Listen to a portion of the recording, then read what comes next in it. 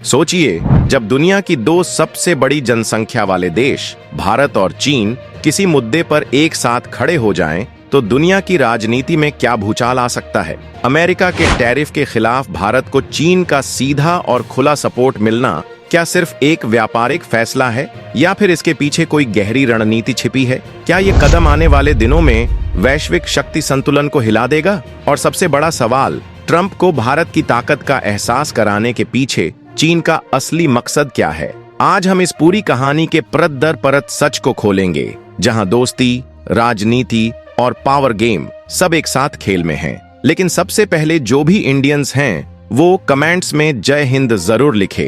अमेरिकी राष्ट्रपति ट्रंप ने भारत को सख्त चेतावनी दी, सोशल मीडिया पर तीखे बयान दिए और आर्थिक प्रतिबंधों का डर दिखाकर दबाव बनाने की कोशिश की। लेकिन भारत ने साफ कर दिया कि उसके फैसले किसी बाहरी दबाव से नहीं, बल्कि अपने राष्ट्रीय हितों के अनुसार होंगे। इस बार भारत ने सिर्फ इनकार ही नहीं किया, बल्कि ऐसा कदम उठाया कि उसका सबसे बड़ा रणनीतिक प्रतिद्वंदी चीन भी तारीफ करने पर मजबूर हो गया। ट्रंप के खिलाफ चीन ने न सिर्फ भारत की विदेश नीति की सराहना की, बल्कि खुले तौर पर समर्थन देकर पूरी दुनिया को हैरान कर दिया। इस अप्रत्याशित मोड़ ने अंतर्राष्ट्रीय राजनीति में एक नया पन्ना खोल दिया है।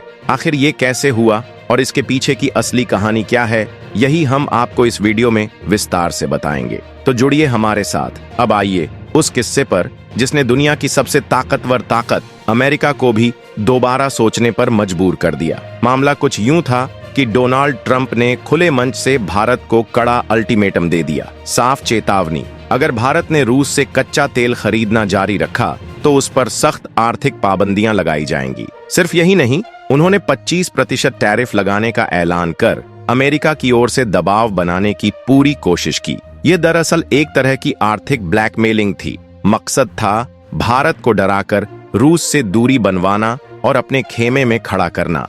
ट्रंप ने यहां तक कहा कि उन्हें खबर मिली है कि भारत रूस से तेल खरीदना बंद करने जा रहा है और यह उनके हिसाब से सही कदम होगा। यानी दुनिया के सामने वह यह तस्वीर पेश करना चाहते थे कि भारत उनके दबाव में झुक चुका है। लेकिन असली खेल पर्दे के पीछे चल रहा था, जिसकी भनक शायद अमेरिकी खुफिया एजेंसियों को भी नहीं लगी। मोदी सरकार इस पूरे मुद्दे पर चुप्पी साधे रही, मगर अंदर ही अंदर एक अहम फैसला आकार ले रहा था। रॉयटर्स जैसी बड़ी अंतर्राष्ट्रीय एजेंसी ने भारतीय अधिकारियों से बात की तो जवाब सुनकर सब चौंक गए। हमारे पास लंबे समय के तेल अनुबंध हैं और इन्हें रातों रात तोड़ना मुमकिन नहीं। संदेश साफ था, भारत किसी के डर से अपने फैसले नहीं बदलने वाला और रूस से तेल की खरीद जारी रहेगी। न्यूयॉर्क टाइम्स की जांच में भी यही सामने आया। दो वरिष्ठ भारतीय अधिकारियों, नाम न उजागर करने की शर्त पर, ने बताया कि तेल आयात की नीति में कोई बदलाव नहीं हुआ है और न ही सरकार ने तेल कंपनियों को रूस से खरीद घटाने के कोई आदेश दिए हैं। ये वाकई भारत के इतिहास का एक अहम मोड़ था। पहली बार भारत ने अमेरिकी दबाव को इस कदर खुलकर ठुकरा दिया। मामला सिर्फ तेल खरीदने का नहीं था, यह भारत की संप्रभुता और उसकी स्वतंत्र विदेश नीति की परीक्षा थी। दुनिया को साफ संदेश मिल गया कि यह अब 90 के दशक वाला भारत नहीं है जो किसी ताकतवर देश की बात पर आंख मूंद कर चल पड़े। यह है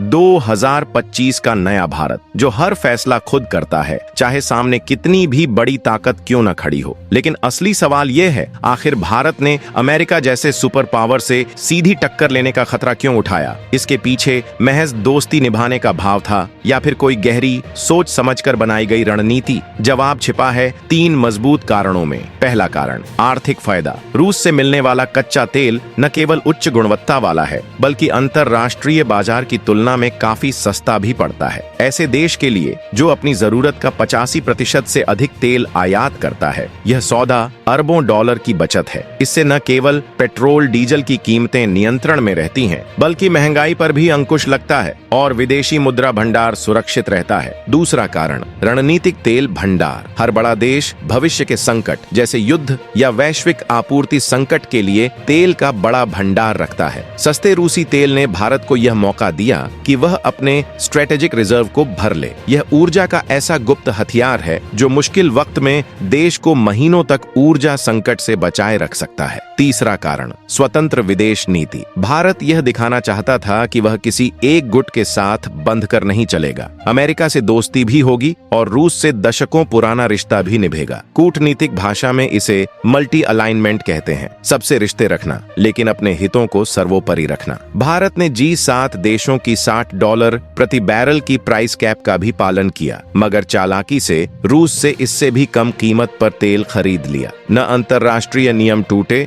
न राष्ट्रीय हित से समझौता हुआ, यानी सांप भी मरा और लाठी भी नहीं टूटी। लेकिन असली खेल तो तब शुरू हुआ जब इस कहानी में एक अप्रत्याशित मोड़ आया। भारत और अमेरिका के बीच खिंचाव चरम पर था और तभी मैदान में उतरा एक ऐसा खिलाड़ी जिसकी एंट्री किसी ने सपने में भी नहीं सोची थी, चीन। जी हाँ, वही चीन जिसके साथ भारत की सीमाओं पर तनाव और अविश्वास सालों से चला आ रहा है। हैरानी की बात यह थी कि इस बार चीन ने भारत का खुला समर्थन कर दिया। दुनिया भर की नजरें इस घटनाक्रम पर टिक गईं। चीन के सरकारी अखबार ग्लोबल टाइम्स ने अपने लेख में भारत की जमकर तारीफ की। उन्होंने चीन के प्रतिष्ठित सिंघुआ विश्वविद्यालय के विशेषज्ञ आन फेंक के हवाले से लिखा कि भारत का यह रुख उसके आर्थिक हितों की रक्षा और स्वतंत्र विदेश नीति का बेहतरीन उदाहरण है। विशेषज्ञ के मुताबिक भारत का यह फैसला यह भी दिखाता है कि वह अपनी कूटनीति में एक स्थायी संतुलन बनाए रखता है और अपने राष्ट्रीय हितों के आधार पर ही निर्णय लेता है। यह वाकई चौंकाने वाला था। वह देश जिसे भारत अपना रणनीतिक प्रतिद्वंदी मानता है, वही उसकी विदेश नीति को सराह रहा था। यह सिर्फ तारीफ नहीं थी, बल्कि भारत की एक बड़ी कूटनीतिक जीत थी। इसे डिप्लोमेसी की भाषा में एक मास्टर स्ट्रोक कहा जाएगा। भारत ने एक चाल में कई लक्ष्य साध लिए। अमेरिका को यह एहसास कराया कि दबाव डालना उसे चीन के पाले में धकेल सकता है और चीन को यह संदेश दिया कि भारत अब इतना मजबूत है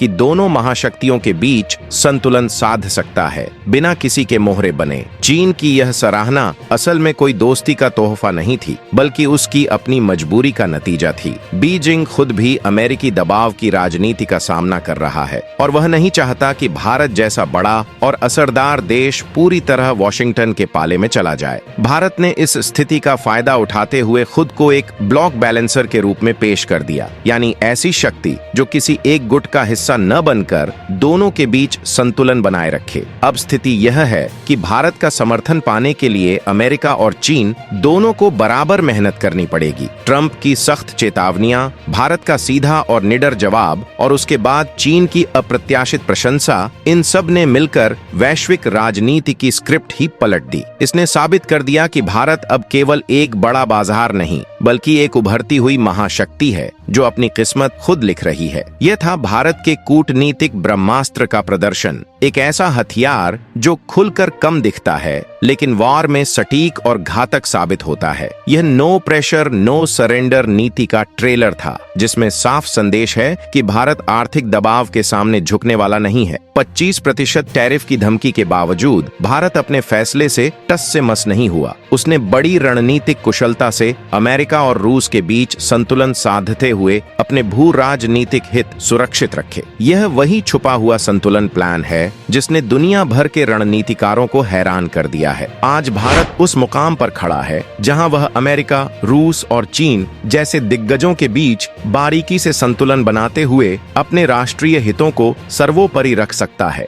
यह वह भारत है जो अब केवल अंतर्राष्ट्रीय राजनीति में एक दर्शक नहीं, बल्कि खेल का असली खिलाड़ी बन चुका है। एक ऐसा खिलाड़ी जो न केवल अपने पत्ते सही समय पर खोलना जानता है, बल्कि सामने वाले को अपने चालों में उलझाकर मात देना भी जानता है। अमेरिकी दबाव, ट्रंप की चेतावनियां, रूस के साथ पुराने रिश्ते और चीन की अप्रत्याशित सराहना, ये सब मिलकर भारत की उस कूटनीतिक क्षमता का सबूत है जो पहले कभी इतनी साफ साफ दुनिया के सामने नहीं आई थी। अब सवाल यह है, क्या रूस से तेल खरीदने का यह साहसिक फैसला अमेरिकी दबाव को ठुकराना भारत की सही चाल थी या एक जोखिम भरा कदम? क्या चीन की इस तारीफ के पीछे सच में भारत की नीति की सराहना है या फिर यह केवल एक रणनीतिक चाल है ताकि भारत अमेरिकी खेमे से दूर रहे? आप इस पर क्या सोचते हैं? आपका नजरिया इस बहस को और भी रोचक बना सकता है। अपनी राय, विचार और विश्लेषण नीचे कमेंट में लिखें और बताएं कि आप भारत की इस नो प्रेशर नो सरेंडर नीति को